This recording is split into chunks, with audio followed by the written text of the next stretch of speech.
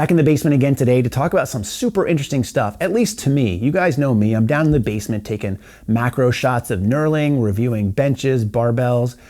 I geek out about certain stuff when it comes to weight equipment. So when someone reached out to me earlier on Instagram and said, hey, I think you'd find it interesting to know that Eleiko just filed suit against Kabuki over copyright infringement, I was like, what? Tell me some more.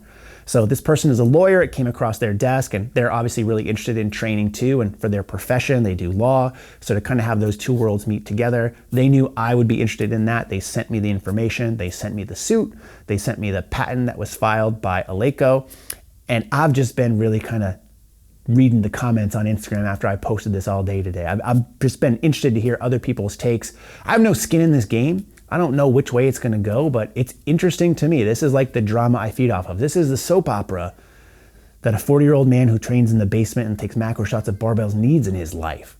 And the reason this is so interesting to me isn't because this is new or different. In fact, when you take a look at the fitness industry itself, it's copying all the time, right? A company comes up with an idea and then someone else says, hey, that's a good idea. I'm gonna go overseas and have it made cheaper and import it and sell it at a less price and kind of steal a lot of that market who is going to not want to pay that higher price for all the research and development and whatever that went into that original one. I'm going to just kind of pick up those sloppy seconds and we're going to do just fine. That happens all the time. But also as someone who's had this happen to them in a sense. You might remember a couple of years ago, I made some roller J-cups for my rack. I kind of chronicled the process, went through lots of prototypes. I was very public about it. It wasn't something that I was necessarily looking to sell or patent, although I did look into it at a lot of the urging from people on this channel. But these days there's tons of roller J-cups out there, or at least more. And I'd like to think that a lot of the things that I went through and kind of chronicled helped those people kind of further design and maybe refine what they might have already been doing. Now there's the other spectrum of that too, where people just blatantly rip off and don't give credit. And I've been a victim of that too. Again, you might recall that I did a series of videos on making a rackable competition bench for my 4 or 6 post rack. Again, not necessarily new design, but the way I went about making it implement and movable and adjustable, I think was unique at the time, and I don't think you can find anyone who did what I did necessarily. But I went to a fabricator, had it made a video, talked about what I liked, what I didn't like about it. I ended up refining that design, which I'll talk about in just a second.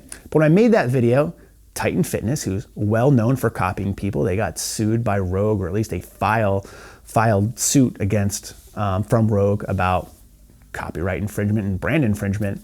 They've had to deal with that with the past. Titan came out with literally down to a T, a copy of the design that I'd showed in my video with no credit due. And I know they follow me on Instagram and YouTube. So I've seen that before as well. Again, I don't have skin in the game. I don't manufacture equipment. I don't do this to make money in terms of I'm gonna make this design for you. But I just find it interesting and I've seen it. And again, it happens every day.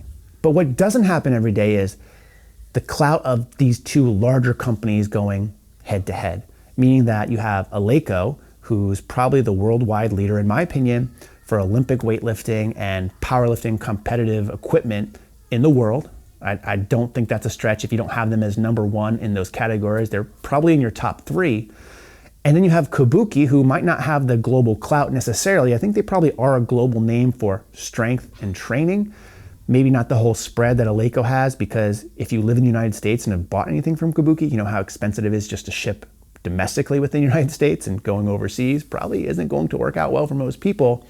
But that being said, I do love Kabuki. Right now I'm looking at a Transformer bar, a Duffalo bar, Cadillac bar, a Power bar, a Shoulder Rock. I think the only bar I don't have is the one in question, the one that they're getting sued potentially. I think sued is probably a bad word. I would just say a suit was filed for copyright infringement. Is that Trap Bar HD, which I do not have. But it's interesting because Kabuki's so well known for their research and development and their innovation when it comes to products. So I was super intrigued when I saw this and I read the suit itself. Again, if you guys haven't noticed, I'm not a lawyer. So I could be misinterpreting some of this stuff. I want to give you kind of some brief highlights from what I understand, and I'll try to share some screenshots as well.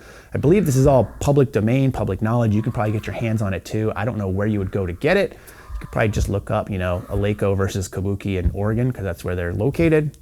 And you could probably get some like Court Connect or some information that's going to get you eventually to the file itself. But the reason I find this, again, so interesting is because Kabuki is so well known for their research. So basically the synopsis from what I can gather is Eleiko came out with their open trap bar design, which is the whole one with the handles and the open trap bar and the one where you can rock it up on the feet, kind of like a fulcrum, in order to easily load the bar, and you can do different things like lunges or whatever else you need to do. It's an open trap bar design, which is pretty prevalent these days, and I'll get to that point a little bit later in this video. But they came out with that in 2019, and at the time they filed a patent for it. Again, I have really super limited idea of how patents and copyrights work, but I do know it's a very long and expensive process to do it. And even though they filed it in 2019, they didn't actually get the patent approved, I believe, until 2021, which is right after, or right before I should say, they filed suit against Kabuki. So I think they waited those 2 years to file suit until they actually had the patent confirmed. But again, reading some of the comments on Instagram, because I posted some brief clips of this on there as well, some people were saying that they believe that even though if you file a patent while it's still kind of in process, if someone comes out that potentially infringes that patent, you do have a right to go after them once that patent is potentially approved. So Kabuki came out with their Trap Bar HD shortly after the Eleiko version, and Eleiko started sending them cease and desist letters starting in 2019, but couldn't actually file suit until they had the patent, which was in 2021. So this isn't necessarily anything new in terms of Eleiko saying, hey, that's a copy of our design, but it's newer that in yesterday was when they first filed suit. And I'm kind of a little bit torn on here. Like, I get the point. Like, there's a lot of copying, like I said. The equipment looks super similar. Chris Duffin weighed in on the Instagram post and said, we haven't copied anybody, I can tell you that, basically, and that's all I'm saying.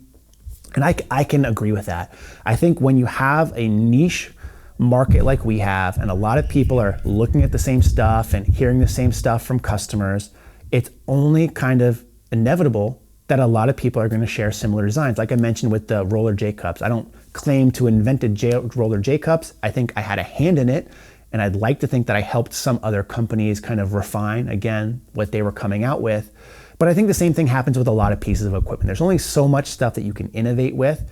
And I really want to credit also the Cleva jack that I have for the deadlifts with that fulcrum design, about how easy it is to load and unload bars, because I think that has played a role also in some of these trap bars you see out with basically those feet design on it, because it makes it super easy to do and super easy to load. And I believe Cleva is actually coming out with a trap bar themselves, or at least they were planning on it. I don't know how that's going to go. So again, there's not a lot of innovation there. And even if you look at some of the older designs from some rickshaw designs and Intech Strength, they have things that look very similar. So it's really kind of tough to put someone on blame as saying, hey, you basically infringed on my copyright, especially in this industry where we know the lead times. And if you're familiar with Kabuki, that's one of the things that they're probably notoriously known for, is their lead times are tremendous. It takes them a long time to make equipment. In fact, like right now, the transformer bar, I think, is like 12 to 16 weeks for a lead time. So the fact that they were able to come out with their Trap Bar HD within a really close time period to Eleiko's bar kind of tells me that they've had that in development and in the works for quite a while. Again, someone on the Instagram post, which I'll link my Instagram in the description box in case you want to follow me and read some of those comments as well, had mentioned that they actually went and saw Eleiko's headquarters in California, or a location they had in California, where they were test designing some of this trap bar that they had back in 2016.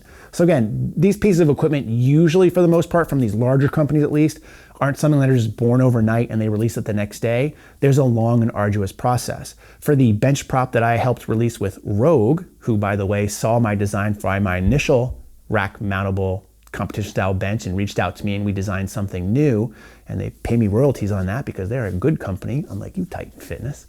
That process probably took 6 months to a year to get that out. And all it literally is a cross member with a little bracket on it. And that took 6 months to a year. So something like this, where it's like an open trap bar design with the feet that you can load the bar with maybe articulating handles or changing out of the actual grips themselves, that's going to take some time to do. So even though the timing was oddly similar, I do believe that Kabuki probably had something in the works for a long time. But even that, if that's the case, depending on how the courts work and how things are worded, I think things can get pretty interesting. Again, I don't think Eleiko came up necessarily with a lot of the stuff that in design and functionality of that bar. I do think there are other companies that had stuff that was very similar before.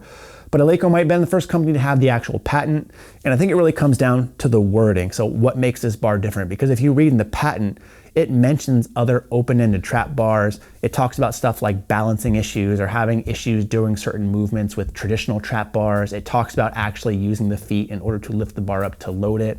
So I think it's gonna be really interesting on how it plays out. I thought it was really an interesting point seeing what Eleiko would like to happen. Basically, they'd like to be paid royalties on anything that was sold from Kabuki for their trap bars up to this point. They also want Kabuki to stop selling the trap bar, and they also want them to destroy any remaining stock of the trap bar that they have, which again, with those lead times, I don't think they have anything, but they're getting pretty aggressive about that. And again, two bigger companies going head to head. I'm just gonna sit back and eat my popcorn. Either way, I think something's going to happen. And depending on how this is ruled or played out, I think other companies will also have to take note, because there's a lot of other companies, again, that have very similar designs. For instance, I just recently posted the Vulcan version that I have of their Ox trap bar, very similar. And someone commented like, oh, this is just a ripoff of a Kabuki design. And I responded at that time, before this lawsuit was filed, and to my knowledge, I was like, this isn't the first design of this sort. So it's interesting to see how that is going to play out. There's also things from like Bells of Steel, Prime Fitness has one. I'm sure there's other companies out there that have it or are designing it. I mentioned the Clevo one already. So I'm just really interested to see how things play out. Again, I'll try to show some screenshots over the course of this video. I'm not gonna actually link the file itself just because I don't want to have to deal with the bandwidth. I'm sure you can find it, as I believe it's public domain, but I'd love to hear your thoughts in the comments section below. Who's in the right here? Who's in the wrong? Does it even matter? Is anything going to come of this? What do you think? In the meantime, as always, thanks for watching and stay big.